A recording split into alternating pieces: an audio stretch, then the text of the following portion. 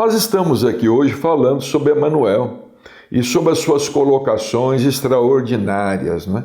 Emanuel, médium do Cristo, médium do pensamento do Cristo, junto a Chico Xavier.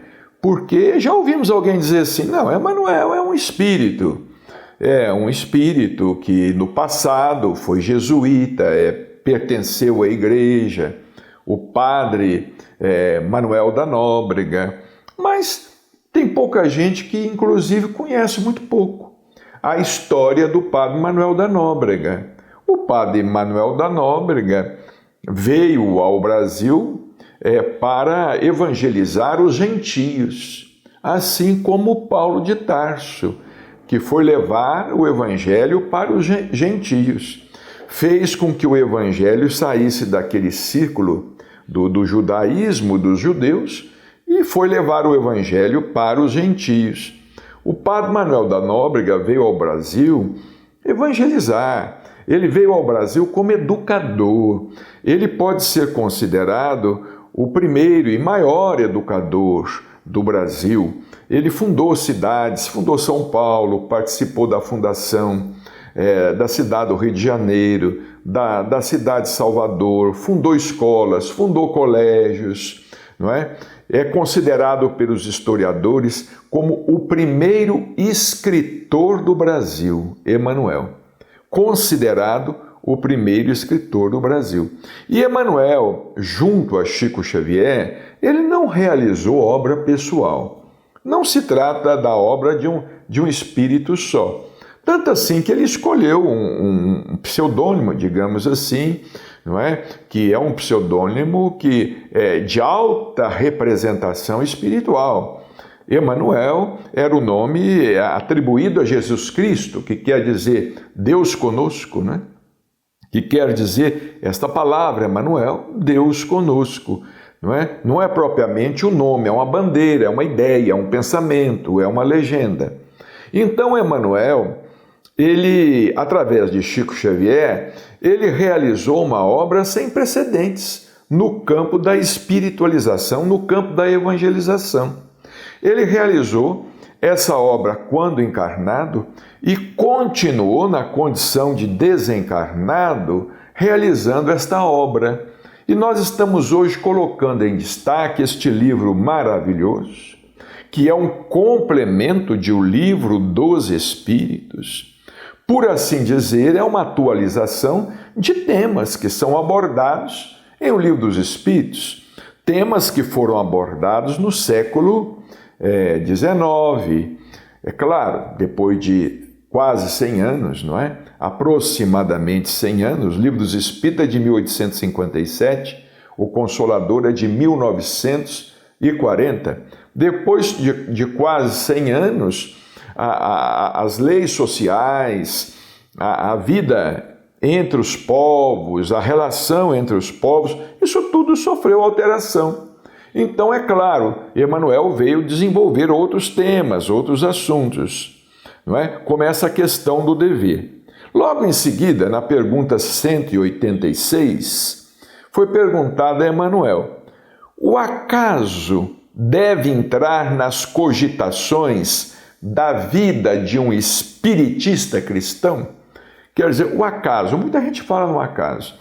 Isso foi um acaso, aconteceu por acaso, isso aconteceu porque tinha que acontecer, foi o acaso, etc. Emanuel responde: o acaso propriamente considerado não pode entrar nas cogitações do sincero discípulo da verdade evangélica.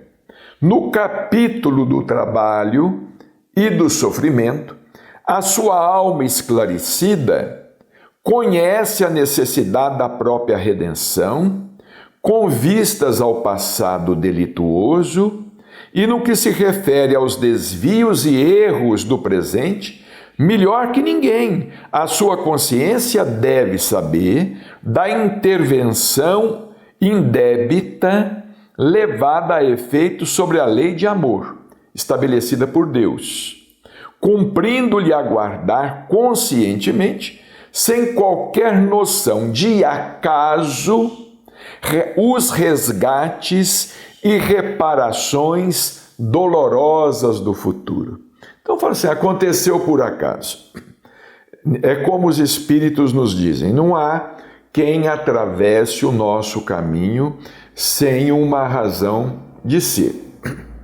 O acaso, propriamente considerado, ele não existe. Tudo é uma consequência. Consequência de nossas ações, de nossas atitudes, no passado e no presente. Também consequência dos nossos pensamentos, dos nossos anseios, dos nossos desejos, porque o nosso pensamento tende a tornar real aquilo sobre o que pensamos de maneira sistemática. O pensamento é criador. O pensamento é criador. E o espírito é co-criador. O homem também cria através do pensamento. Aliás, tudo é uma manifestação da inteligência. Tudo é uma manifestação do pensamento. Tudo que existe sobre a Terra. Nós estamos aqui agora gravando um programa, não é? Tem uma câmera, foi criada pelo homem, não é? Nós estamos aqui agora numa casa, numa construção, criada pelo homem, não é? Nós temos aí tudo o que tem sobre a Terra, facilitando a vida do homem em sociedade, é criação da inteligência, é fruto do pensamento. Então nós não podemos ficar atribuindo simplesmente ao acaso. Existem leis imponderáveis, não é, que estão agindo. Nós não enxergamos essas leis. Por exemplo, como nós estávamos alguém ouvindo falar esses dias, não é? Por exemplo, a lei da gravidade. Ninguém pega a lei da gravidade. Quem é que pega a lei da gravidade? No entanto, nós sabemos que ela existe. É uma lei que nós não pegamos, mas existem. As leis de Deus estão impressas na criação e elas não se alteram. As leis divinas, elas são as mesmas para todos. As mesmas para todos. Então ninguém pode atribuir ao acaso um acontecimento. Ah, foi o acaso. Ah, se eu não tivesse ido, se eu não estivesse lá. Ah, se eu tivesse me atrasado 1 minuto, ou tivesse me adiantado 1 minuto, não é? Isso não. Tudo é uma obra da inteligência. Consequência de nossas atitudes, voltamos a dizer, de nossas ações, no passado e no presente.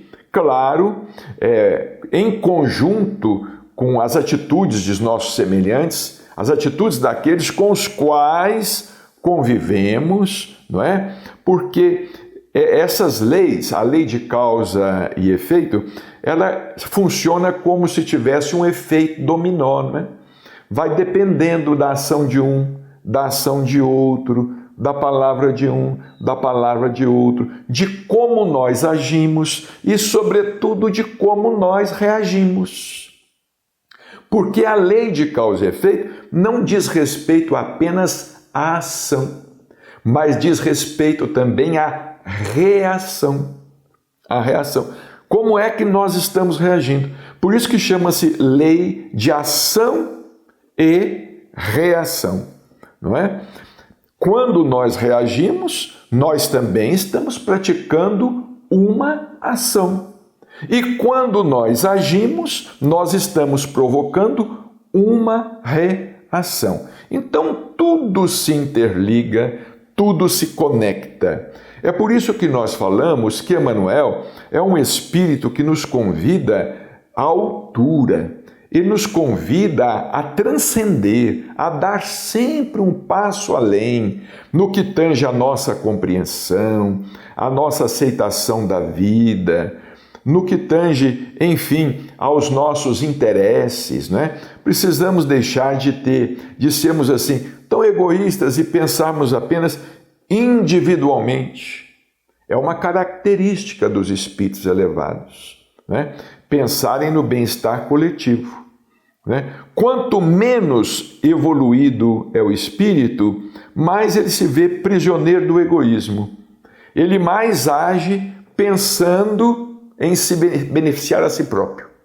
Ele mais age pensando beneficiar a si próprio e não se importa se o benefício pessoal vai causar desconforto em alguém.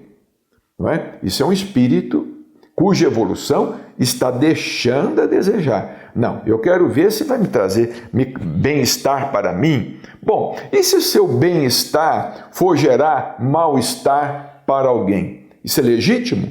Perante a lei divina não é legítimo. Em absoluto, não é o bem verdadeiro. Porque nós aprendemos com o Espiritismo que o nosso bem verdadeiro é o bem do próximo. A nossa felicidade real é a felicidade dos semelhantes. Como fala o próprio Emmanuel, numa mensagem através de Chico Xavier, ele diz o seguinte: felicidade é devolução.